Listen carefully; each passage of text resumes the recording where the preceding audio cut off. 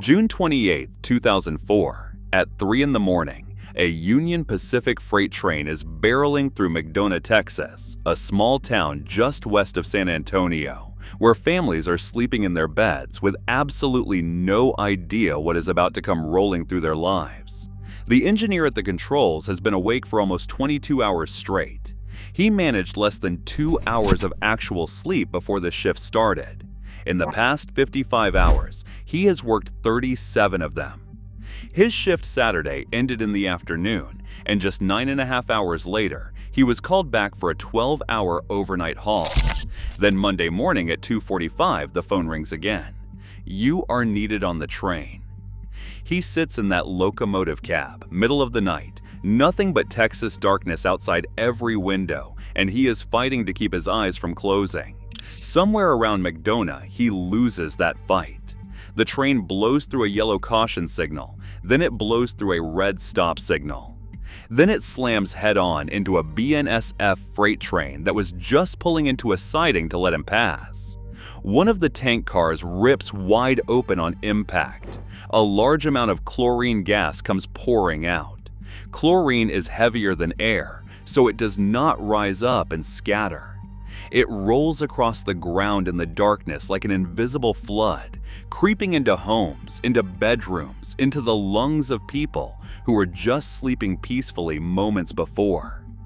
The conductor on that Union Pacific train suffocates in the wreckage before anyone can reach him.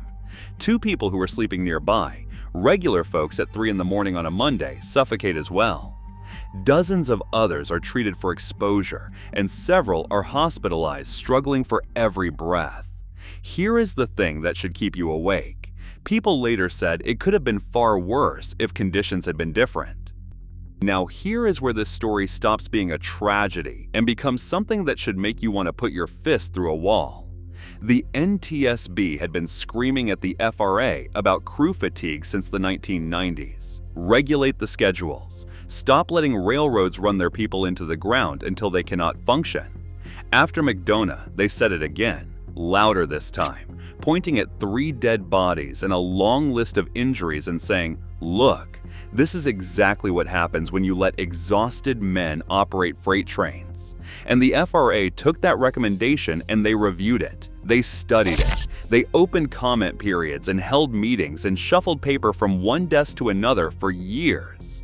Major fatigue rules and enforcement only came into place much later, long after a man fell asleep at the controls because his employer would not give him time to rest. And Macdona was not even close to a wake-up call. It was just another disaster in a pattern that keeps repeating, because nobody with the power to stop it actually wants to. 7 months later, in January 2005, Graniteville, South Carolina.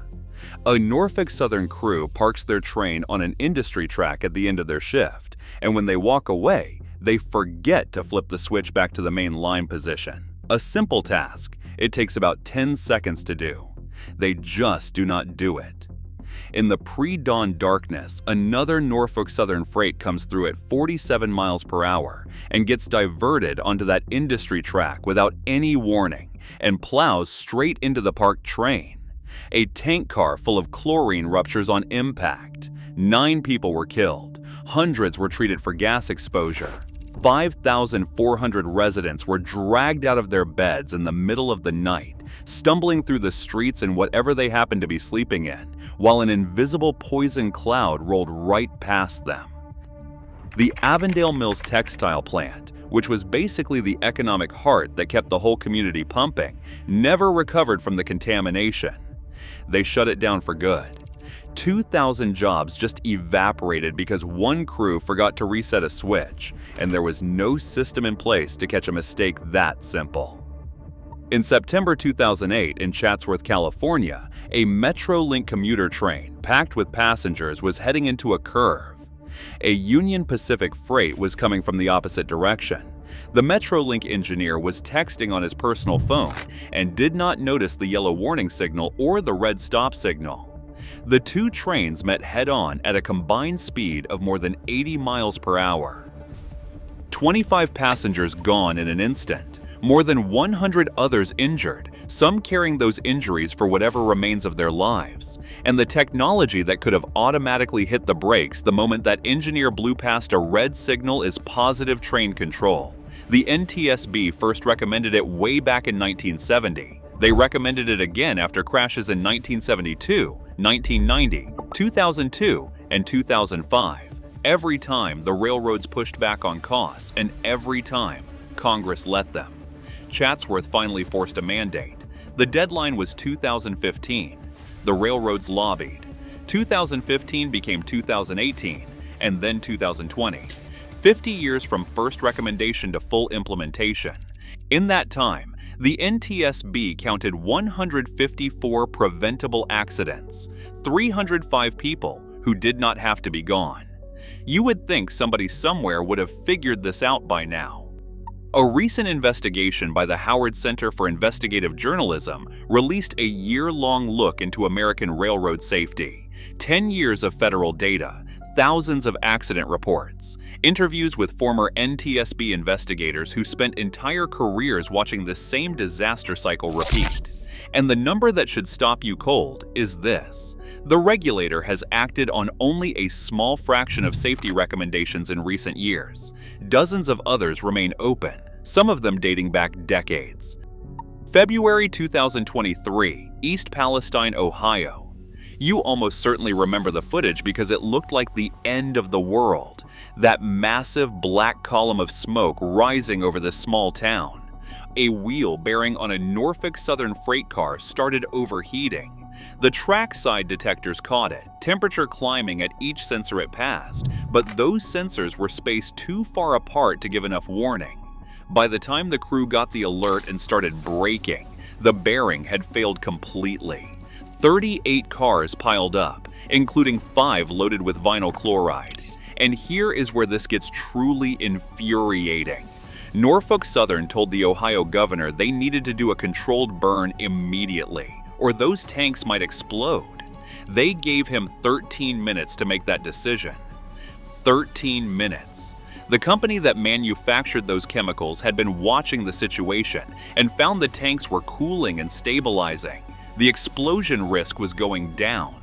The burn was not necessary. They pushed for it anyway. That black cloud. 2,000 people were evacuated. The NTSB investigation found Norfolk Southern withheld critical information from first responders, threatened the investigation board, and raised serious questions about how the response was handled. The NTSB chair called their behavior unconscionable. She does not use words like that lightly.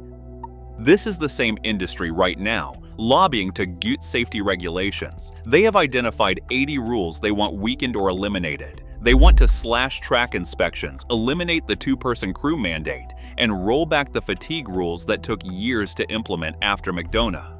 On December 5th, just weeks ago, the Federal Railroad Administration gave railroads a waiver to cut visual inspections in half. Investigators and unions have long argued that automated systems cannot replace human inspections because cracked rails, failing joints, and rotting ties still require someone walking the track.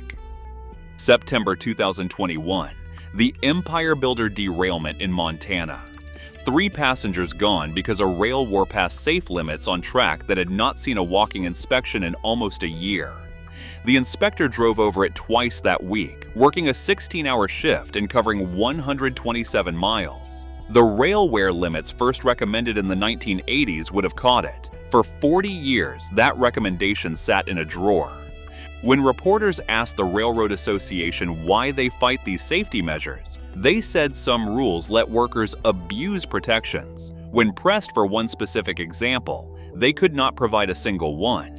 3 people suffocated in Macdona because a man could not keep his eyes open after working 37 hours in 3 days. The rules that might have saved them took years to arrive.